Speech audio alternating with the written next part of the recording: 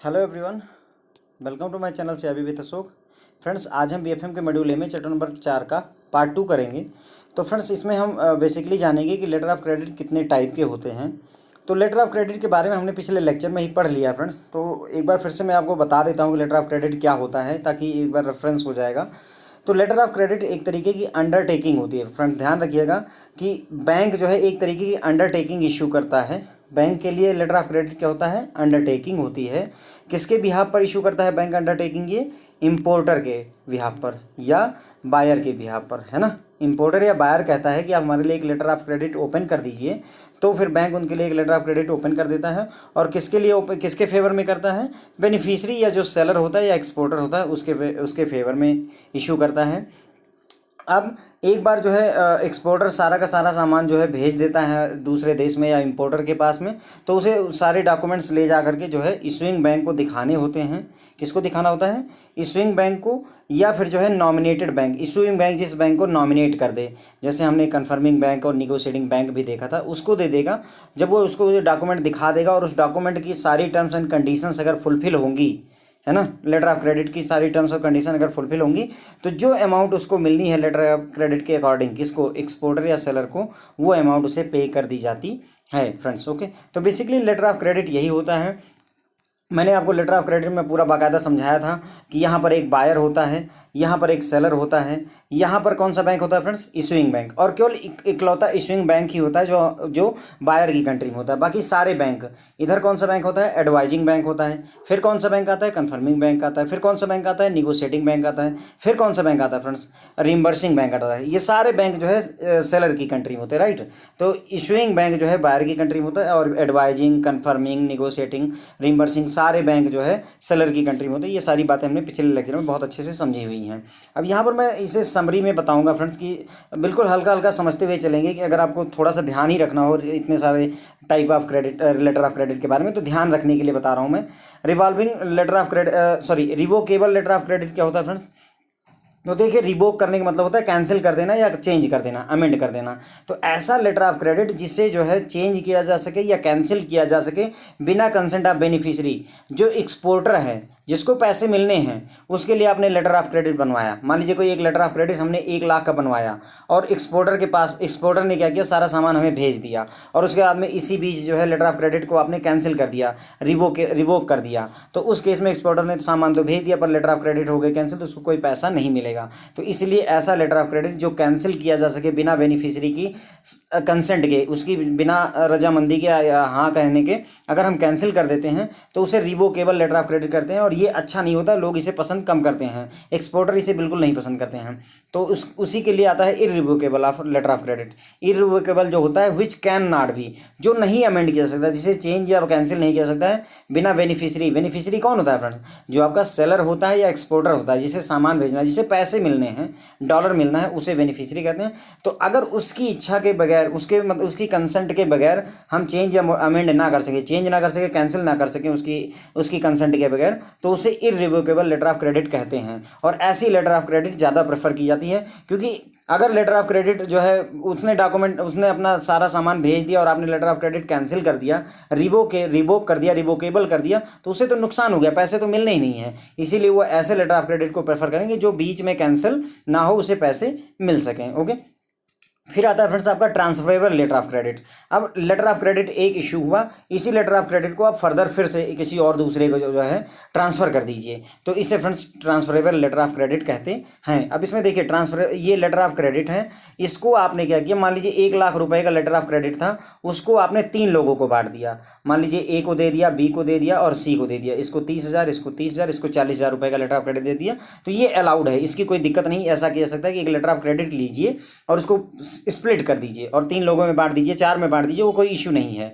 लेकिन ध्यान रखिएगा, एक बार एक लेटर ऑफ क्रेडिट है, उसको किसी और आपको आपने ट्रांसफ़र कर दिया मान लीजिए। अब अगर ये चाहते हैं कि मैं आगे ट्रांसफ़र कर दूं, तो ये अलाउ नहीं होता है। ये बात ध्यान रखने वाली है। ओके, एक बार लेटर ऑफ क्रेडिट ट्रांसफ़र हो गया तो बस यहीं पर ख़त्म हो जाएगा, इससे आगे फर्दर ट्रांसफरिंग अलाउ नहीं है लेटर ऑफ क्रेडिट में, यही बात ध्यान रखिएगा।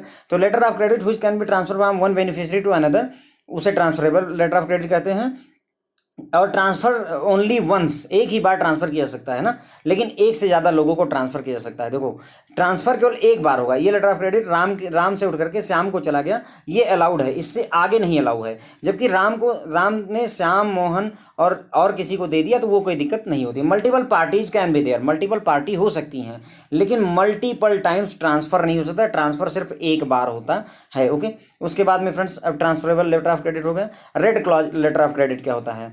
तो red clause letter of credit को ऐसे समझ लीजिए, मान लीजिए आप यहाँ पर इंपोर्टर हैं और यहाँ पर एक्सपोर्टर है। एक्सपोर्टर को जो है जो मैन्युफैक्चरिंग करनी है, कोई सामान बनाना है, उसके लिए जो है आपको भेजने के लिए मैन्युफैक्चरिंग जो करनी है उसके लिए उसे पैसे चाहिए, क्योंकि उसे और भी गुड्स वगैरह खरीदने पड़ेंगे। ताकि मान लीजिए कार आप मंगवा रहे हैं तो कार के लिए टायर वगैरह और चीज़ें खरीदनी है, उसको इंजन खरीदना है, तो उसके लिए उसे पैसे चाहिए। तो अगर कोई लेटर ऑफ क्रेडिट ऐसा हो जो कि इसे पैसे दे दे, मैन्युफैक्चरिंग ऑफ गुड्स के लिए पैसे दे दे, तो उसे फ्रेंड्स हम red clause letter of credit कहते हैं। कैसा कहेंगे? Red clause. रेड क्लॉज क्यों कहते हैं? क्योंकि ये रेड इंक से लिखा जाता है, इसीलिए इसे red clause letter of credit कहते थे। ठीक है, अब इसमें देखिए exporter of for manufacturing of goods है ना, इसमें फाइनेंस प्रोवाइड कर दिया गया किसको? एक्सपोर्टर को, for manufacturing of goods, goods के मैन्युफैक्चर करने के लिए हमने उसे क्या प्रोवाइड कर दिया? फाइनेंस दे दिया, तो उसे red clause letter of credit कहते हैं। अब अगर red clause letter of credit के अलावा आप उसे वेयर हाउस के लिए, वेयर हाउस फ्रेंड्स क्या होता है? जहां पर कोई सामान स्टोर किया जाता है, वेयर हाउस कह लीजिए या स्टोरेज कह लीजिए। तो अगर आप रेड क्लॉज वाली एलसी का भी काम कर दें और प्लस उसे स्टोरेज के लिए भी फाइनेंस प्रोवाइड कर दें, तो उसे ग्रीन क्लॉज एलसी कह दीजिएगा। समझे मेरी बात को? ग्रीन क्लॉज एलसी किसे कहेंगे? रेड क्लॉज एलसी तो होनी ही चाहिए, प्लस उसे स्टोरेज के लिए भी पैसे दे दीजिए। मतलब कहने का, सामान मैन्युफैक्चर करना है उसके लिए फाइनेंस दिया, प्लस जो सामान बना उसको स्टोर रूम में स्टोर करने के लिए भी, किराया वगैरह देने के लिए भी हमने अगर फाइनेंस दे दिया, तो उसे फ्रेंड्स हम ग्रीन क्लॉज एलसी कहते हैं। तो हम कहें ग्रीन क्लॉज एलसी का मतलब हुआ red clause LC, plus storage के लिए भी फाइनेंस हम प्रोवाइड करते हैं। स्टैंड बाई एलसी क्या होती है? फ्रेंड्स ध्यान रखिएगा, stand by LC just like guarantee, bank guarantee की तरह ही होती है। गारंटी का क्या कॉन्सेप्ट होता है? जैसे मैं मान लीजिए दो लोग हैं, एक बैंक हो गया, एक जो है कस्टमर हो गया। ओके, अब एक तीसरी पार्टी, कोई थर्ड पार्टी अगर गारंटी ले ले कि मान लो ये कस्टमर अगर डिफ़ॉल्ट करता है तो बैंक को मैं पेमेंट करूंगा, तो ये एक तरीके से ये गारंटी हो गई, राइट। इसमें बी अगर डिफ़ॉल्ट करेगा तभी जो है इस जो थर्ड पार्टी है सी है उसको बैंक को पेमेंट करनी है। ओके, अगर बी डिफ़ॉल्ट करता है, अगर डिफ़ॉल्ट नहीं करता है तो इसका कोई रोल ही नहीं आता है फ्रेंड्स। ओके, तो ये गारंटी हो गई। तो स्टैंड बाई जो एलसी होती है, स्टैंड बाई मतलब स्टैंड बाई है, कहीं कुछ होना नहीं है, होगा तब जब जो है कस्टमर फेल कर जाए पैसे देने के लिए, तब जाकर के ये कॉल होती है, जैसे गारंटी के केस में होता है। बैक टू बैक एलसी क्या होती है? जब एक एलसी आपके पास है, मान लीजिए 1 करोड़ रुपए की, और इसी एलसी को दिखा करके आपने एक दूसरी एलसी इशू करवा दी 30 लाख रुपए की या और पैसे की, इस तरीके की, तो इसे friends back to back LC कहते हैं। एक एलसी की बैक पर आपने दूसरी एलसी इशू करवा ली, तो उसे ही फ्रेंड्स हम बैक टू बैक एलसी कहते हैं। When LC is issued on the strength of another LC, एक लेटर ऑफ क्रेडिट इशू किया गया दूसरे लेटर ऑफ क्रेडिट की स्ट्रेंथ पर। ये 1 करोड़ की लेटर ऑफ क्रेडिट एक बैंक ने देखा, इसी लेटर ऑफ क्रेडिट के बिहाफ पर उसने कहा कि ठीक है 30 लाख रुपए का लेटर ऑफ क्रेडिट मैं भी दे सकता हूं, क्योंकि तुम्हारे पास ऑलरेडी 1 करोड़ का लेटर ऑफ क्रेडिट है। तो ऐसे लेटर ऑफ क्रेडिट को back to back letter of credit कहेंगे। रिस्ट्रिक्टेड एलसी, रिस्ट्रिक्टेड एलसी क्या क्या मतलब होता है? ऐसे समझिए, मान लीजिए जो एक्सपोर्टर है उसने सारा सामान देश में, आपके देश में भेज दिया, और उसके बाद वो डॉक्यूमेंट ले जाकर के किसी भी बैंक में जा सकता है। अगर वो किसी भी बैंक में जा करके निगोशिएट कर ले या फिर जो है पेमेंट ले ले, तो फ्रेंड्स इसे फ्री जो है फ्री एलसी कहेंगे। क्या कहेंगे? फ्री निगोशिएबल एलसी कहेंगे। लेकिन अगर जो है ये निश्चित कर दिया जाए नहीं, आप सिर्फ जो है बैंक ऑफ अमेरिका में ही जाकर के निगोशिएट कर सकते हैं, तो ऐसी लेटर ऑफ क्रेडिट को रिस्ट्रिक्टिव लेटर ऑफ क्रेडिट कहते हैं। क्या कहेंगे? रिस्ट्रिक्ट कर दिया गया है, जहां negotiation of bill is restricted to particular bank, किसी पर्टिकुलर बैंक में ही आप निगोशिएट कर सकते हैं, तो उसे रिस्ट्रिक्टिव लेटर ऑफ क्रेडिट कहते हैं। रिवॉल्विंग लेटर ऑफ क्रेडिट क्या होता है? व्हिच लेटर ऑफ क्रेडिट जो कि become available again and again on presentation of document, आप डॉक्यूमेंट दिखाते रहे और वो बार बार अवेलेबल होती रही, तो ऐसी लेटर ऑफ क्रेडिट को रिवॉल्विंग लेटर ऑफ क्रेडिट कहते हैं फ्रेंड्स। बेसिकली इसमें क्या होता है फ्रेंड्स? इंस्टॉलमेंट वाला काम होता है। मान लीजिए कोई किसी ने 1000 कारें मंगवाई हुई हैं अपने देश में कि 1000 कार हमें दे दीजिए। अब हर महीने वो 200 कार अगर चाहता है, हर महीने उसे 200 कार चाहिए, तो उसे 5 महीनों में जाकर के पेमेंट होगी। तो ऐसी ये जो एलसी है 1000 कार प्रकार की पेमेंट के लिए है, लेकिन चूंकि 5 महीनों में पेमेंट होनी है तो यही एलसी देखिए बार बार रिवॉल्व होती रहेगी, बार बार 5 महीनों तक यूज होती रहेगी। ऐसी एलसी को हम रिवॉल्विंग लेटर ऑफ क्रेडिट या रिवॉल्विंग एलसी कहते हैं। अब इसमें लिमिटेशन भी होती है कि कितने नंबर ऑफ टाइम से रिवॉल्व हो सकती है, कितनी बार अवेलेबल होगी, कितने इंस्टॉलमेंट के लिए अवेलेबल होगी उसकी लिमिटेशन होगी, कितने अमाउंट के लिए होगी उसकी भी लिमिटेशन होती है फ्रेंड्स। ओके, तो हमने ये सारे लेटर ऑफ क्रेडिट को शॉर्ट फॉर्म में देख लिया है। रिवोकेबल का मतलब होता है जिसे कभी भी कैंसिल किया जा सके। इररिवोकेबल का जिसे कभी भी कैंसिल नहीं कर सकता, इसके लिए बेनिफिशियरी की कंसेंट होनी चाहिए। ट्रांसफरेबल का हमने जाना कि जब एक कस्टमर से दूसरे कस्टमर को ट्रांसफर कर दिया जाए तो उसे ट्रांसफरेबल लेटर ऑफ क्रेडिट कहते हैं। रेड क्लॉज एलसी उसे कहते हैं जब जो है फाइनेंस प्रोवाइड कर दिया। Red clause letter of credit उसे कहेंगे फ्रेंड्स जब जो है जो गुड्स मैन्युफैक्चर होना है उसके लिए आप फाइनेंस प्रोवाइड कर दो एक्सपोर्टर को एडवांस में, एडवांस पेमेंट दे दो, उसे तो हम red clause letter of credit कहेंगे। ग्रीन तब कहेंगे जब मैन्युफैक्चरिंग के लिए तो सामान गुड्स को मैन्युफैक्चर करने के लिए तो फाइनेंस दे ही रहे हैं, प्लस उसे स्टोरेज के लिए भी हम फाइनेंस दे दें तो उसे green clause letter of credit कहेंगे। Stand by letter of credit just like guarantee होती है, सीधे सीधे गारंटी कह दीजिए। Back to back letter of credit तब होता है जब एक एलसी दिखा करके आप दूसरी लेटर ऑफ क्रेडिट इशू करवा लो तो उसे back to back letter of credit कहेंगे। रिस्ट्रिक्टेड लेटर ऑफ क्रेडिट उसे कहते हैं जो रिस्ट्रिक्टेड है, मतलब जो है आगे किसी एक पर्टिकुलर बैंक ही जो है उसकी पेमेंट करेगा, निगोशिएट केवल एक बैंक ही कर सकता है तो उसे रिस्ट्रिक्टेड लेटर ऑफ क्रेडिट कहेंगे। रिवॉल्विंग तब होती है जब इंस्टॉलमेंट में पेमेंट होनी है और हर महीने वो अवेलेबल होती रहे तो उसे रिवॉल्विंग लेटर ऑफ क्रेडिट कहेंगे। ओके फ्रेंड्स, तो अब इन्हीं सब के बारे में फ्रेंड्स हमने शार्ट में समझ लिया। अब डिटेल में भी थोड़ी और कंडीशन समझेंगे, सारी बातें वही होंगी। रिवोकेबल लेटर ऑफ क्रेडिट उसे कहेंगे दैट कैन बी रिवोक्ड या कैंसिल, जिसे रिवोक किया सके या कैंसिल किया सके बिना कंसेंट के बेनिफिशियरी के। ओके, लेटर ऑफ क्रेडिट जिसे अमेंड किया सके या कैंसिल किया जा सके बिना कंसेंट के, किसकी कंसेंट के बगैर, जो है आपका बेनिफिशियरी की। और इसे कैंसिल कौन करेगा या अमेंड कौन करता है फ्रेंड, तो ध्यान रखिएगा इशूइंग बैंक करता है। कौन अमेंड करता है लेटर ऑफ क्रेडिट को या कैंसिल करता है तो उसे इशूइंग बैंक करता है। ओके, इशूइंग बैंक का मैंने आपको समझाया था, इधर बायर होता है और बायर की कंट्री में ही इशूइंग बैंक होता है, इधर एडवाइजिंग बैंक, निगोशिएटिंग बैंक, आपका कंफर्मिंग बैंक, राइट, ये सारे बैंक इस साइड में होते हैं, सेलर कंट्री में होते हैं। तो इशूइंग बैंक जो है उसे अमेंड या कैंसिल कर सकता है। नोट करने वाली बात ये हो गई।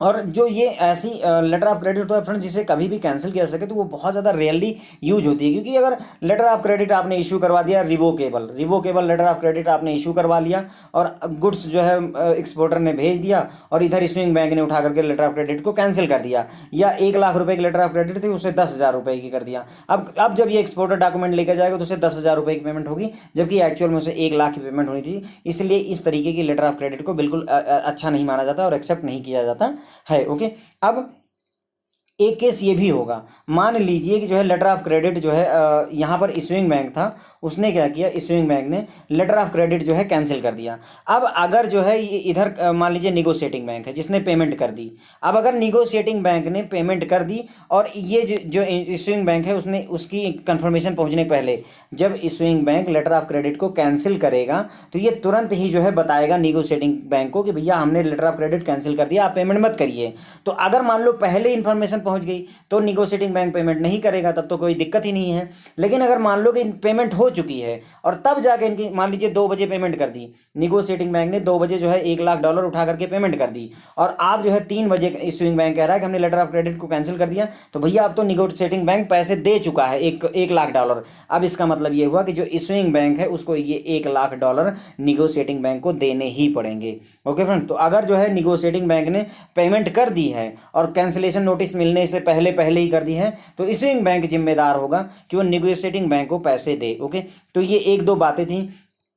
एक तो इशूइंग बैंक ही है जो कि इसे अमेंड मॉडिफाई कर सकता है या कैंसिल कर सकता है लेटर ऑफ क्रेडिट को। ये लेटर ऑफ क्रेडिट रिवोकेबल वाली बहुत कम यूज होती है। उसके बाद में अगर मान लीजिए निगोशिएटिंग बैंक ने पहले ही पेमेंट कर दी है इनके कैंसिलेशन नोटिस पहुंचने से पहले, किसके, इशूइंग बैंक के, तो इशूइंग बैंक को निगोशिएटिंग बैंक को पैसे पे करने पड़ेंगे फ्रेंड्स। ओके, निगोशिएटिंग बैंक क्या होता है, इशूइंग बैंक क्या होता है फ्रेंड्स, ये सारी बातें हमने पिछले लेक्चर में डिटेल में की हुई है। आई होप कि अब आपको वहां पर कंफ्यूजन नहीं बन रही है friends. Okay, irrevocable letter of credit वो होता है फ्रेंड्स जिससे रिवोक या कैंसिल नहीं किया जा सकता, उसे कहते हैं। इसमें जो है क्या होता है कि लेटर ऑफ क्रेडिट जिसमें जो है एक कमिटमेंट होती है, अंडरटेकिंग होती है इशूइंग बैंक द्वारा कि वो जो है निगोशिएटिंग बैंक को पैसे रिइंबर्स करेगा। किसको रिइंबर्स करेगा, निगोशिएटिंग बैंक कोई भी बैंक हो सकता है, आपका एडवाइजिंग बैंक भी, कंफर्मिंग बैंक भी, निगोशिएटिंग बैंक, कोई भी बैंक जो है निगोशिएटिंग बैंक हो सकता है जो भी कस्टमर को पेमेंट कर दे। ओके, एक्सपोर्टर को जो पेमेंट कर दे।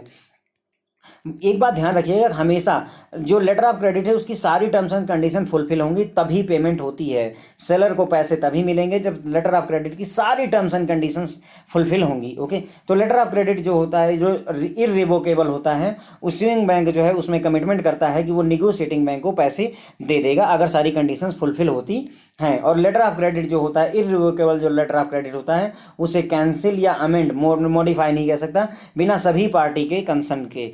जब तक जो है सभी पार्टियां जो है कंसेंट नहीं दे देती हैं तब तक उसे चेंज नहीं किया सकता है।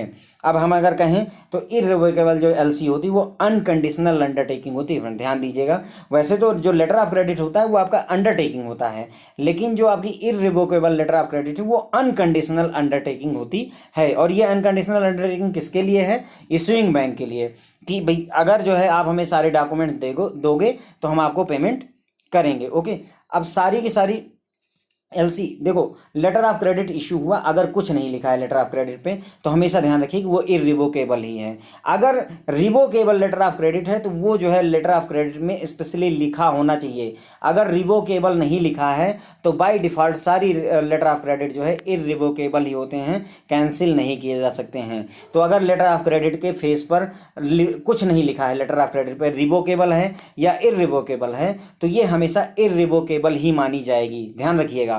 और अगर जो है रिवोकेबल बनाना है तो आपको स्पेशली जो है उसके फेस पर लेटर ऑफ क्रेडिट पर लिखना पड़ेगा कि ये रिवोकेबल लेटर ऑफ क्रेडिट है। ओके फ्रेंड्स, उसके बाद में इररिवोकेबल जो लेटर ऑफ क्रेडिट होता है वो कंफर्म भी होता है, मतलब इररिवोकेबल और plus confirm letter of credit भी होता है। ओके, तो तीसरा टाइप होता है irrevocable confirm letter of credit. तो इररिवोकेबल तो है ही कि मतलब जो है उसे कैंसिल नहीं किया जा सकता है, अमेंड नहीं किया जा सकता है, और कंफर्म भी है मतलब इसकी पेमेंट जो है कंफर्मिंग बैंक करेगा। ओके, तो इसमें क्या होता है कि इश्यूइंग बैंक जो है कंफर्मिंग बैंक को पेमेंट करेगा, क्योंकि कंफर्म लेटर ऑफ क्रेडिट का मतलब किसी बैंक ने कंफर्म कर दिया कि हम पेमेंट करेंगे। ओके, तो ये होता क्या है कि इसमें कंफर्मिंग बैंक को इश्यूइंग बैंक को पेमेंट करनी पड़ती है, और इसका मतलब जो है क्या होता है कि जो टर्म्स एंड कंडीशन है वो जरूर सेटिस्फाई होनी चाहिए लेटर ऑफ क्रेडिट की।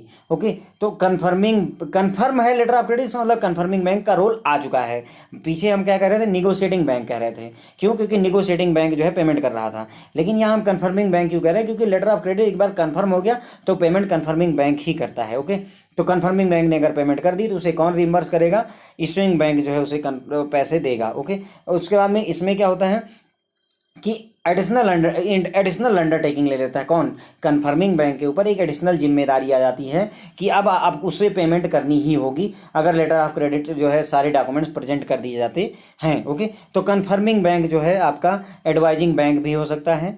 ठीक है, अब देखिए मैंने आपको बताया था कि एडवाइजिंग बैंक, कंफर्मिंग बैंक और निगोशिएटिंग बैंक तीनों एक ही हो सकते हैं। ओके, तो एडवाइजिंग बैंक कह रहे हैं, ये आपका कंफर्मिंग बैंक भी हो सकता है। Confirming bank can be advising bank, जो कंफर्मिंग बैंक है वही एडवाइजिंग बैंक हो जाएगा, जिसे इश्यूइंग बैंक ने एडवाइजिंग बैंक से रिक्वेस्ट की कि सर ऐसा है, आप ही कंफर्म कर दीजिए हमारी लेटर ऑफ क्रेडिट को, तो अगले बैंक की जरूरत नहीं पड़ी, एडवाइजिंग बैंक ही कंफर्मिंग बैंक बन गया और उसने कंफर्म कर दिया। लेकिन कंफर्म करने से पहले चूंकि उसके ऊपर एडिशनल रिस्पॉन्सिबिलिटी आ रही है, तो कंफर्म करने से पहले वो सभी जो है मतलब अपने जो रिस्क वगैरह है उनको जो है देख लेगा कि भैया कौन कौन से रिस्क हैं। ऐसा तो नहीं कि बैंक धोखा दे जाएगा तो मेरे ऊपर पैसे का बर्डन आ जाएगा, तो उसके लिए जो है कंफर्मिंग बैंक कंफर्म करने से पहले वेरियस रिस्क के एस्पेक्ट को जरूर देखता है। ओके, और कंफर्मिंग बैंक जो है, मान लीजिए इश्यूइंग बैंक ने रिक्वेस्ट की किसी बैंक से, मान लीजिए एडवाइजिंग बैंक से या किसी बैंक से रिक्वेस्ट की कि आप हमारी एलसी को कंफर्म कर दीजिए, तो वो कंफर्म कर देगा। और अगर नहीं कंफर्म करना चाहता है, मान लो ये बैंक सी बैंक है,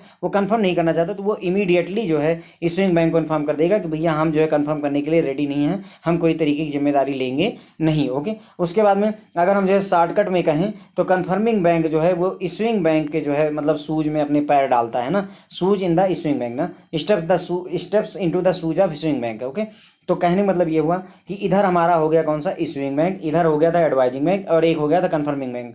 अब अगर एडवाइजिंग बैंक ही कंफर्मिंग बैंक है तो इसे ही कह दीजिए, अदरवाइज कंफर्मिंग बैंक अलग है। तो कंफर्मिंग बैंक एक तरीके से इश्यूइंग बैंक की सारी जिम्मेदारियां निभाता है, एडिशनल रिस्पॉन्सिबिलिटी ले लेता है। ओके फ्रेंड, तो यहाँ पर देखिए मैंने आपको शॉर्टकट में समझा दिया है, लेकिन कुछ बातें जो आपसे पूछी जा सकती हैं MCQ फॉर्मेट में, उसके लिए मैं यहाँ पर आपको समझा रहा हूँ। जैसे जो है कंफर्मिंग बैंक जो है इश्यूइंग बैंक को इन्फॉर्म करेगा, कंफर्मिंग बैंक एडवाइजिंग बैंक ही हो सकता है। इस तरीके की बातें हैं जो आपको जाननी चाहिए।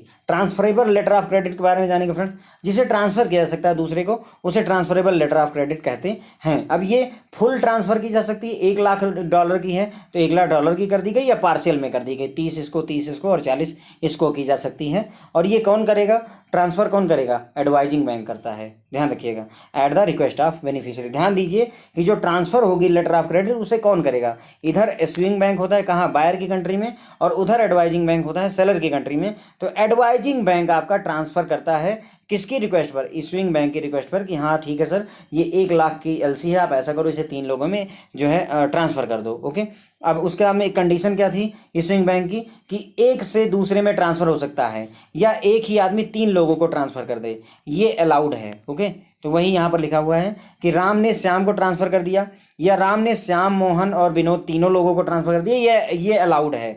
लेकिन जो है सेकंड बेनिफिशियरी एक से ज़्यादा नहीं हो सकता है। सेकंड बेनिफिशियरी किसे कहेंगे फ्रेंड, देखिए राम तो खुद ही, राम एक्सपोर्टर था, उसे पैसे मिलने थे, तो ये फर्स्ट बेनिफिशियरी हो गया, और राम ने एलसी श्याम को दे दी तो ये सेकंड बेनिफिशियरी कहलाते हैं। ओके फ्रेंड, तो सेकंड ही बेनिफिशियरी हो सकता है, थर्ड बेनिफिशियरी नहीं पॉसिबल है। तो there can be only one second beneficiary can not be further transfer letter of credit to another third party. तो कहने मतलब जैसे राम ने श्याम को ट्रांसफर कर दिया, अलाउड है, लेकिन श्याम आगे मोहन को ट्रांसफर करे, ये नॉट अलाउड है। ओके, राम ने लेटर ऑफ क्रेडिट को मोहन और राजेश में बांट दिया, कोई दिक्कत नहीं है, लेकिन अगर फर्दर राजेश चाहता है कि मैं मदन को दे दूं तो ये पॉसिबल नहीं है। तो कहने का मतलब ये हुआ कि ऐसे समझ लीजिए कि फादर और सन की रिलेशनशिप इज ओके, फादर और सन, या एक फादर के multiple son, that is also okay, एक फादर के मल्टीपल सन है वो भी ओके है। लेकिन आप कहें कि फादर और उसके बाद में सन और उसके बाद में ग्रैंड सन, तो ये नहीं अलाउड है। ध्यान रखने के लिए बता रहा हूँ कि फादर और सन की relationship is okay, but grand son can not be there, grand son का रोल नहीं ला सकते। एक फादर है उसके मल्टीपल जो है सन है, दैट इज ओके, एक फादर है उसका एक ही सन है, दैट इज ओके। लेकिन अगर आप कहो कि एक फादर है और उसके एक सन है और उसका ग्रैंड सन है, तो ग्रैंड सन का रोल यहाँ पर नहीं लेना है, बस ये बात ध्यान रखिएगा। तो ट्रांसफरेबल एलसी का आपकी गलतियाँ नहीं होंगी फ्रेंड्स। ओके, ठीक है, तो हमने एग्जाम्पल से समझ लिया कि ट्रांसफरेबल लेटर ऑफ क्रेडिट का क्या कॉन्सेप्ट है। रेड क्लॉज एलसी में मैंने बताया कि रेड क्लॉज एलसी में क्या होता है फ्रेंड्स, कि जैसे एक्सपोर्टर को कोई सामान बनाना है, मान लीजिए आपने 100 कार उससे मंगवाई हुई है, अब उसको 100 कार बनाने के लिए टायर वगैरह खरीदना है, इंजन खरीदना है, बहुत सारी चीज़ें खरीदनी हैं। उसके बाद मान लीजिए पैसे नहीं हैं, या है भी तो भी वो चाहता है कि मेरा जो इम्पोर्टर है वो मुझे कुछ एडवांस पेमेंट कर दीजिए। मान लीजिए $1 करोड़ का सौदा था, उसने कहा कि मुझे आप 10 लाख जो है $10 लाख एडवांस दे दीजिए। तो अगर हम उसके मैन्युफैक्चरिंग वगैरह के लिए $10 लाख उस कस्टमर को दे देते हैं, उस सेलर को दे देते हैं एडवांस में, तो इसे ही हम फ्रेंड्स रेड क्लॉज एलसी कहते हैं। इसमें इसे रेड इंक से टाइप किया जाता था, रेड इंक में लिख करके भेजा जाता था, इसीलिए इसे रेड क्लॉज एलसी कहते हैं। तो इसमें क्या है कि सेलर कैन रिक्वेस्ट एडवांस की पेमेंट, और एडवांस देगा कौन, इधर इशूइंग बैंक है, इधर जो है आपके फ्रेंड्स जो बैंक होते हैं उन्हें क्या कहते हैं, करस्पॉन्डेंट बैंक कह देते हैं। तो ये सेलर जाएगा करस्पॉन्डेंट बैंक के पास, मुझे पैसे दे दीजिए, तो करस्पॉन्डेंट बैंक इशूइंग बैंक से पैसे लेकर के करस्पॉन्डेंट बैंक जो है सेलर को दे देता है। ओके, तो ये जो एडवांस दिया था उसकी किस लिए होता है, या तो सामान की मैन्युफैक्चरिंग के लिए, या कोई सामान ऐसा है जो कि उसे परचेज करना है, ताकि वो हमें जो हमारी लेटर ऑफ क्रेडिट के अंडर में 100 कारें भेजनी थी उसके लिए उसकी कमिटमेंट पूरी हो सके, है ना। मैन्युफैक्चरिंग करने के लिए चाहिए या गुड्स परचेज करने के लिए उसे चाहिए होता है। ओके, अब इसमें अगर पेमेंट करनी है, मान लो कि जो है जो करस्पॉन्डेंट बैंक है वो पेमेंट करेगा, लेकिन उसे रिसिट चाहिए होगी और एक रिटर्न अंडरटेकिंग भी चाहिए होगा कि हाँ जब आप ये जो है मतलब जब आप ये सामान को जो है यहाँ से शिप में भेज दोगे, ट्रांसपोर्ट कर दोगे, तो सारा डॉक्यूमेंट लेकर के आप हमारे पास आ जाओगे, तो उस कंडीशन के ऊपर जो है ये देता है। ओके, तो रेड क्लॉज एलसी से फ़ायदा क्या होता है, इससे फ़ायदा क्या हुआ, जो सेलर है उसको जो है पैसे मिल गए, उसे $10 लाख मिल गए, और हो सकता है इसी पैसे के लिए उसे वहाँ पर इंटरेस्ट वगैरह देना पड़ता और सारी प्रॉब्लम्स होती, और ये इजीली उसे फंड अवेलेबल हो गया। और ये एडवांस पेमेंट कौन करता है, तो मैंने आपको बताया इशूइंग बैंक करता है। वो जाता है एडवाइजिंग बैंक के पास जाएगा कि मुझे पैसे एडवांस चाहिए, तो एडवाइजिंग बैंक जो है इशूइंग बैंक से कहेगा कि आप मुझे एडवांस दीजिए, तो ये एडवांस जा करके फिर सेलर को मिलता है फ्रेंड्स। ओके, तो ये बात ध्यान रखिएगा। अब मान लो कि $1 लाख की एलसी थी उसमें से $30,000 जो है पेमेंट कर दी गई। मान लेते हैं $30,000 पेमेंट कर दी गई। तो जब आप ये लेटर ऑफ क्रेडिट ले करके, वो डॉक्यूमेंट ले करके जब फिर से सेलर जाएगा किसी निगोशिएटिंग बैंक के पास में, तो वो क्या करेगा, $1,00,000 में से $30,000 पहले ही जा चुके हैं, तो उसे सब्सट्रैक्ट करके केवल $70,000 की पेमेंट करेगा। ओके, तो $70,000 की ही पेमेंट करेगा। और अगर मान लो कि अब एक दिक्कत ये हो सकती है, इशूइंग बैंक ने इसको दे दिया पैसे, क्या नाम है, निगोशिएटिंग बैंक को, ठीक है, या कस्टमर जो है आया, सेलर जो है निगोशिएटिंग बैंक के पास आया, ठीक है, और उससे जो है एडवांस लेकर $30,000 चला गया, ठीक है, $30,000 चले गए। उसके बाद में ये कस्टमर लौटा ही नहीं, जो एक्सपोर्टर है वो कभी लौटा ही नहीं, $30,000 उसने जो है गायब कर दिया, और एक्सपोर्टर गायब है। तो उस केस में ये $30,000 किसके ऊपर आएगी जिम्मेदारी, तो इशूइंग बैंक रिस्पॉन्सिबल होगा इसके लिए। किसके लिए, कौन जिम्मेदार होगा, इशूइंग बैंक की रिस्पॉन्सिबिलिटी होगी। अगर एक्सपोर्टर जो है अपनी कमिटमेंट पूरी नहीं करता है, भाग जाता है या कुछ भी हो जाता है, तो इशूइंग बैंक के ऊपर ये जिम्मेदारी होती है। ये लॉस जो है इशूइंग बैंक का होगा। इसीलिए फ्रेंड्स लेटर ऑफ क्रेडिट में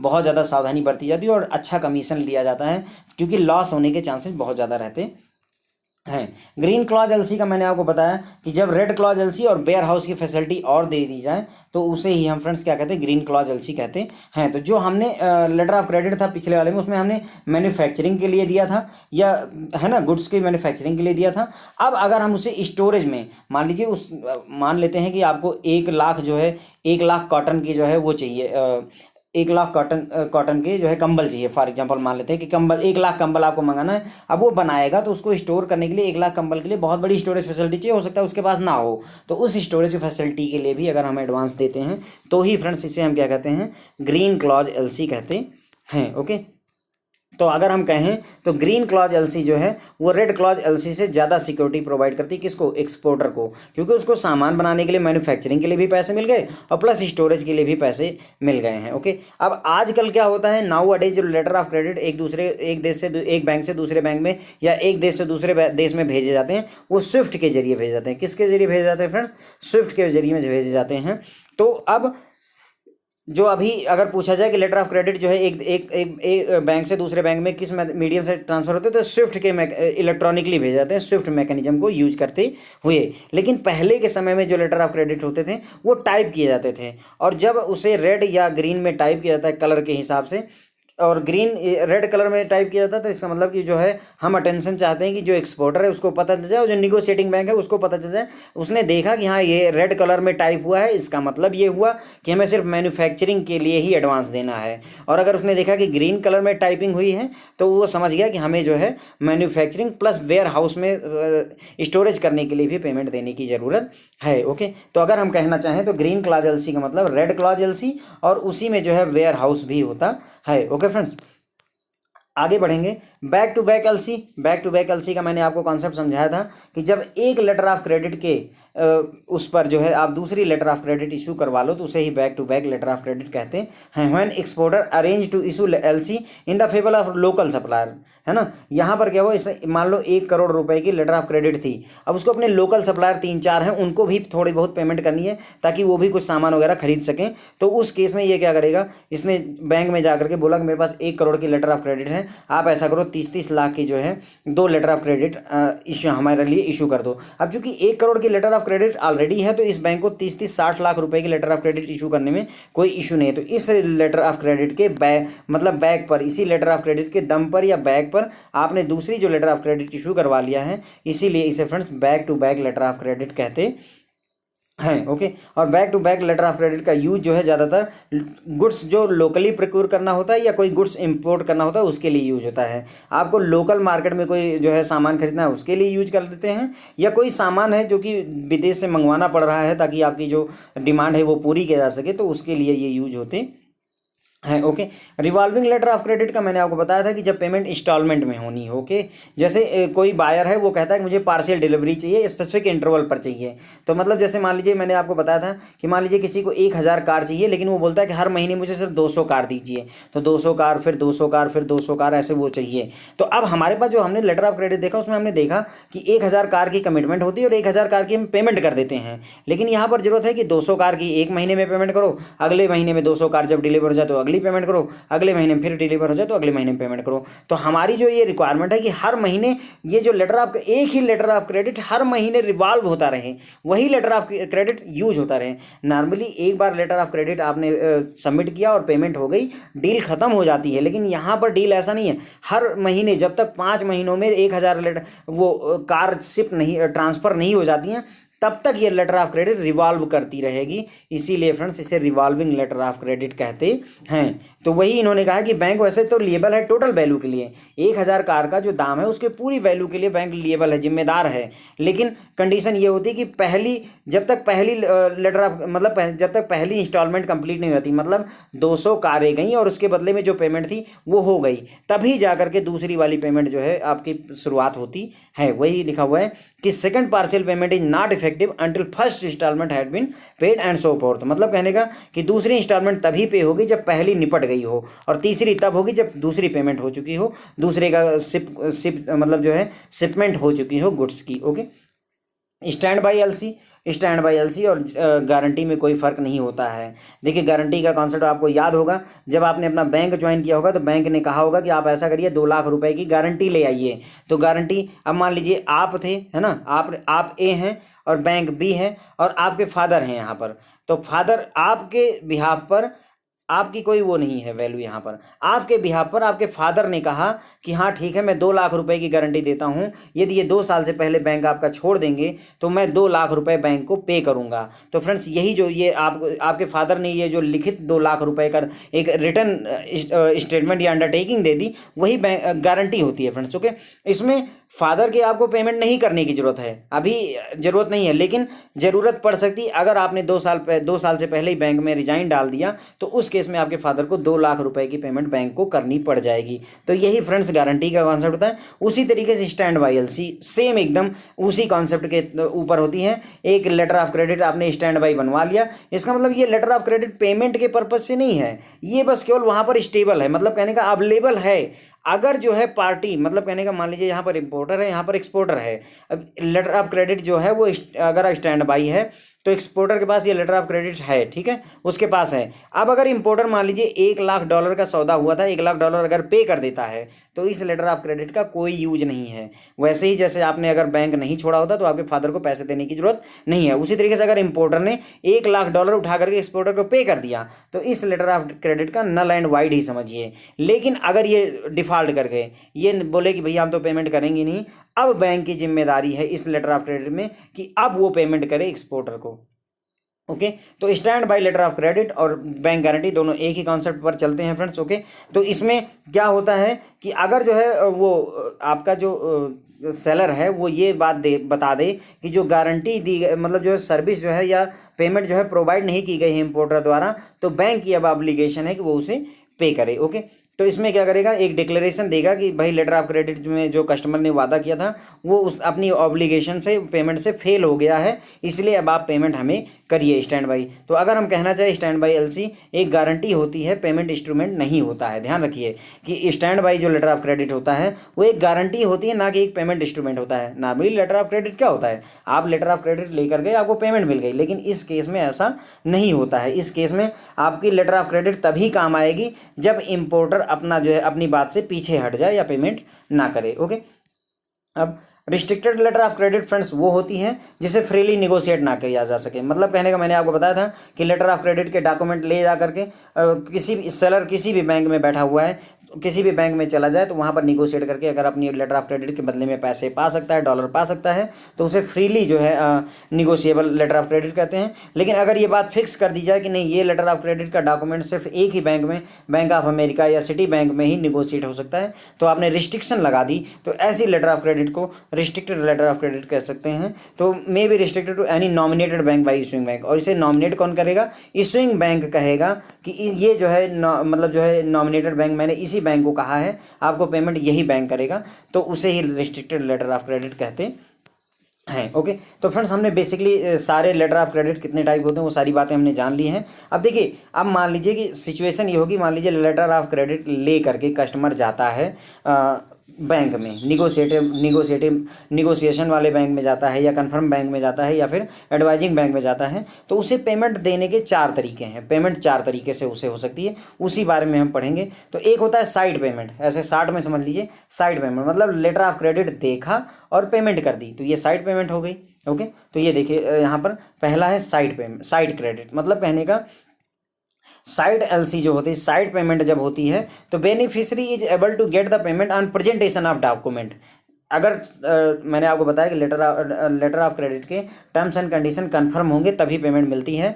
तो इसमें क्या हुआ कि साइड एलसी में क्या होता है, बेनिफिशियरी को पेमेंट मिल जाती है, बस जो है उसे नॉमिनेटेड बैंक के काउंटर पर लेटर ऑफ क्रेडिट को ले जाना है। बस जो जिस बैंक में वो चला गया निगोशिएट करने के लिए, नॉमिनेटेड बैंक का कॉन्सेप्ट आपको पता ही है कि इशूइंग बैंक ने कहा कि हम इस बैंक में पेमेंट आपको मिलेगी, तो वो हो गया नॉमिनेटेड बैंक। ओके, तो नॉमिनेटेड बैंक में अगर सेलर लेकर के लेटर ऑफ क्रेडिट के डॉक्यूमेंट गया और उसे उसके काउंटर पर ही जाते ही तुरंत ही $1,00,000 का था, $1,00,000 मिल गया, तो इसका मतलब हुआ कि साइट देखा और पेमेंट कर दी, तो इसे जो है हम फ्रेंड्स क्या कहेंगे, साइट क्रेडिट हो गई। क्या बोलेंगे इसे, साइट क्रेडिट हो गई। देखिए कई लोगों को काफ़ी कन्फ्यूजन होती है इस बात पे, तो यहाँ पर थोड़ा सा इसे अच्छे से समझिएगा। साइट क्रेडिट का मतलब हुआ देखा और पेमेंट हो गई, ऐसे समझ लीजिए लिटरली।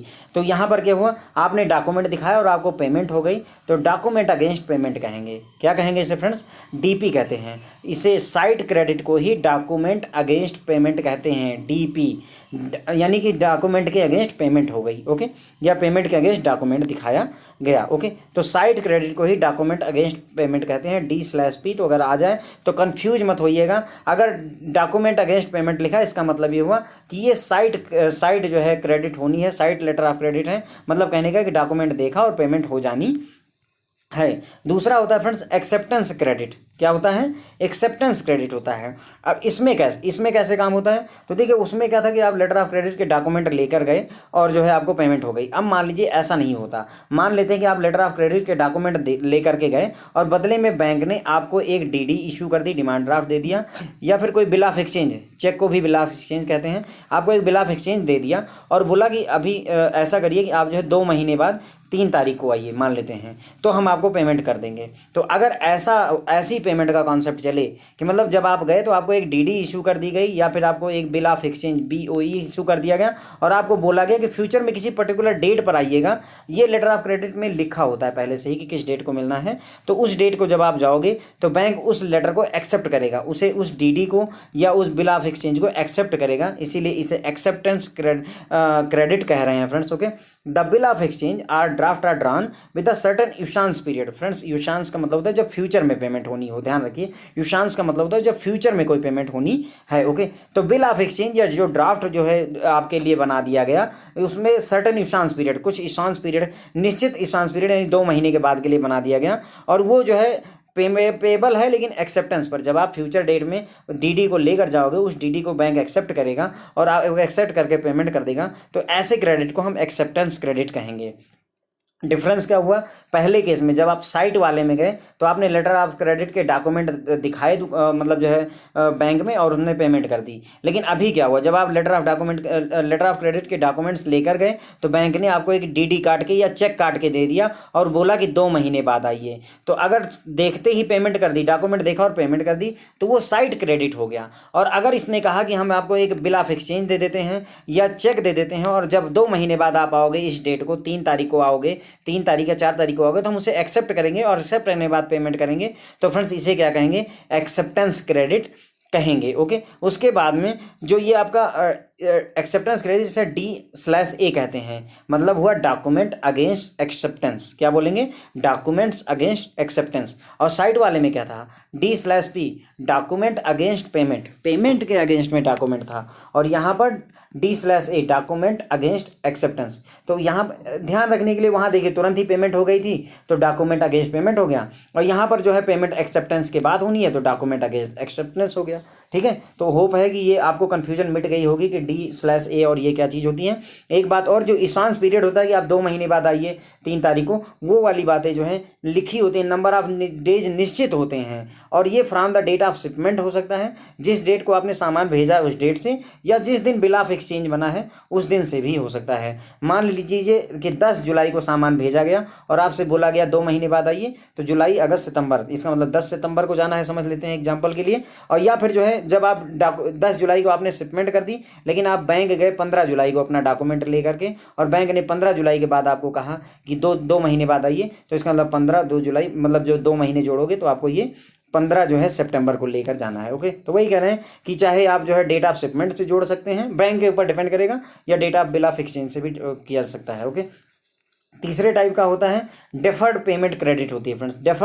डेफर करना, किसी चीज़ को आगे बढ़ा देना, डेफर कर दिया, मतलब जो पेमेंट है ये फ्रेंड्स किस काम आती है। जैसे मान लीजिए आपको जो है कोई मशीनरी खरीदी आपने, मान लीजिए 1 करोड़ की, और आप उसे अगले 10 साल में पेमेंट करोगे इंस्टॉलमेंट में, तो ऐसी जो पेमेंट होती है फ्रेंड्स उसे ही डेफर्ड पेमेंट कहते हैं। ओके, तो डेफर्ड पेमेंट क्रेडिट में अब डेफर्ड पेमेंट क्रेडिट और आपका एक्सेप्टेंस क्रेडिट दोनों सेम होते हैं। तो फ़र्क क्या होता है? फ़र्क इतना होता है कि एक्सेप्टेंस क्रेडिट में आपको बिल ऑफ एक्सचेंज यानी चेक दे दिया जाता है या डिमांड ड्राफ्ट दे दिया जाता है, लेकिन डेफर्ड पेमेंट क्रेडिट में ना तो बिल ऑफ एक्सचेंज दिया जाएगा, ना आपको डीडी दी जाएगी। पेमेंट फ्यूचर में इसमें भी हो रही है, इसमें भी आपने कहा कि 2 महीने बाद आइए, इसमें भी आप कहोगे कि 2 महीने बाद आइए, लेकिन यहाँ पर बिल ऑफ एक्सचेंज, एक्सेप्टेंस वाले में बिल ऑफ एक्सचेंज या डीडी होती है, लेकिन डेफर्ड पेमेंट क्रेडिट में कोई भी बिल ऑफ एक्सचेंज या डेफर्ड डिमांड ड्राफ्ट कोई चीज़ नहीं दी जाती है। अब इसका फ़ायदा होता है, इसका फ़ायदा ये होता है फ्रेंड्स कि चूँकि बिल ऑफ एक्सचेंज नहीं है तो उसकी वजह से उसे कोई स्टैम्प ड्यूटी, क्योंकि अगर चेक वगैरह या डीडी वगैरह है तो आप उसके बदले में स्टैम्प ड्यूटी चार्ज करोगे, लेकिन अगर ये चीज़ें हैं ही नहीं तो स्टैम्प ड्यूटी से वो बच जाता है एक्सपोर्टर, तो थोड़ा सा इस बात का फ़ायदा हो जाता है। ओके, तो डेफर्ड पेमेंट में और एक्सेप्टेंस क्रेडिट में क्या फ़र्क है? एक्सेप्टेंस में भी 2-3 महीने बाद पेमेंट होनी है, डेफर्ड में भी 2-3 महीने बाद पेमेंट होती है, लेकिन एक्सेप्टेंस में आपको चेक दे दिया जाता है, डिमांड ड्राफ्ट दे दिया जाता है, लेकिन इसमें ना तो डिमांड ड्राफ्ट दिया जाएगा ना चेक दिया जाएगा। तो उससे फ़ायदा क्या होता है डेफर्ड पेमेंट में कि उसको जो है कोई भी तरीके का कमीशन नहीं देना पड़ता है, ना तो स्टैम्प ड्यूटी से बच जाता है, कोई अदर लेवी जो दूसरी कंट्रियाँ लगाती हैं उससे वो बच जाता है। ओके, चौथा हो गया फ्रेंड्स आपका type negotiation credit. Negotiation credit का आपको पता है, इसमें बैंक कहता है निगोशिएटिंग बैंक से कि आप ठीक है हमारे बिहाफ पर आप जो है कस्टमर को पेमेंट कर दीजिए, हम आपको जो है पैसे रीइंबर्स कर देंगे। तो ऐसी पेमेंट अगर हो रही तो उसे ही हम निगोशिएशन क्रेडिट कहेंगे। ओके फ्रेंड्स, तो हमने 4 तरीके के जो है पेमेंट के मेथड देखे। एक तो साइड जो है साइड क्रेडिट देखा। साइड क्रेडिट का मतलब ये हुआ कि लेटर ऑफ क्रेडिट के डॉक्यूमेंट लेकर गया कस्टमर और तुरंत ही पेमेंट पा लिया, साइट हुई यानी देखा और पेमेंट कर दी, तो साइट हो गया, साइड क्रेडिट हो गया। दूसरा हमने देखा एक्सेप्टेंस क्रेडिट। एक्सेप्टेंस क्रेडिट में क्या होता है कि कस्टमर को एक डीडी या जो है बिल ऑफ एक्सचेंज या चेक वगैरह कह लीजिए वो इशू कर दिया गया और कहा गया कि 2 महीने बाद आइए, फिर हम इसको एक्सेप्ट करके आपको पेमेंट कर देंगे। तो ऐसे केस में हम एक्सेप्टेंस क्रेडिट कहेंगे। इसमें चूंकि जो है देखा और पेमेंट कर दिया तो इसीलिए डॉक्यूमेंट अगेंस्ट पेमेंट कहते हैं। साइट वाले को डॉक्यूमेंट अगेंस्ट पेमेंट कहते हैं क्योंकि पेमेंट डॉक्यूमेंट देखकर हो जाती है। इसमें डॉक्यूमेंट अगेंस्ट एक्सेप्टेंस होता है क्योंकि यहाँ पर डॉक्यूमेंट देखने के बाद एक्सेप्टेंस की जाती है, इसलिए डॉक्यूमेंट अगेंस्ट एक्सेप्टेंस कह देते हैं। तीसरा हमने देखा था डेफर्ड पेमेंट। डेफर्ड पेमेंट जो है क्रेडिट, तो डेफर्ड पेमेंट और एक्सेप्टेंस क्रेडिट और डेफर्ड पेमेंट क्रेडिट सेम ही होते हैं। फ़र्क इतना होता है कि इसमें बिल ऑफ एक्सचेंज या डीडी होता है, इसमें बिल ऑफ एक्सचेंज या डीडी का कोई रोल नहीं होता है। ओके, तो फ़ायदा क्या हुआ इसमें कोई बिल ऑफ एक्सचेंज या डीडी ना इशू करने से? तो कस्टमर को जो है कोई भी जो है स्टैम्प ड्यूटी नहीं देनी पड़ती है, या और कोई लेवी अगर कोई कंट्री लगाती है तो उससे वो बच जाता है। तो उस पैसे को बचाने के लिए डेफर्ड पेमेंट जो है क्रेडिट दे दिया जाता है। और चौथे टाइप का हमने देखा निगोशिएशन वाली जो पेमेंट होती है। निगोशिएशन में मैंने आपको बताया इशूइंग बैंक रिक्वेस्ट करता है निगोशिएटिंग बैंक से कि आप जो है हमारे कस्टमर को पेमेंट कर दीजिए, मैं आपको रीइंबर्स कर दूंगा, तो इसे ही निगोशिएशन क्रेडिट कहते हैं फ्रेंड्स। ओके, तो आई होप कि अब आपको ये काफ़ी हद तक क्लियर हो गया होगा कि डिफरेंट टाइप के जो आपके लेटर ऑफ क्रेडिट हैं वो कौन से हैं। तो मान लीजिए एग्जाम में आपको जाना है तो ये जो समरी वाला मैंने आपको दिया हुआ है फ्रेंड्स, एक बार इसको जरूर देख करके जाइएगा। तो ये आपको 2 मिनट के अंदर में ही मेरे ख्याल से ये आपको आइडिया लग जाएगा कि कौन सी लेटर ऑफ क्रेडिट कैसी होती है और क्या होती है। Okay, thank you so much friends.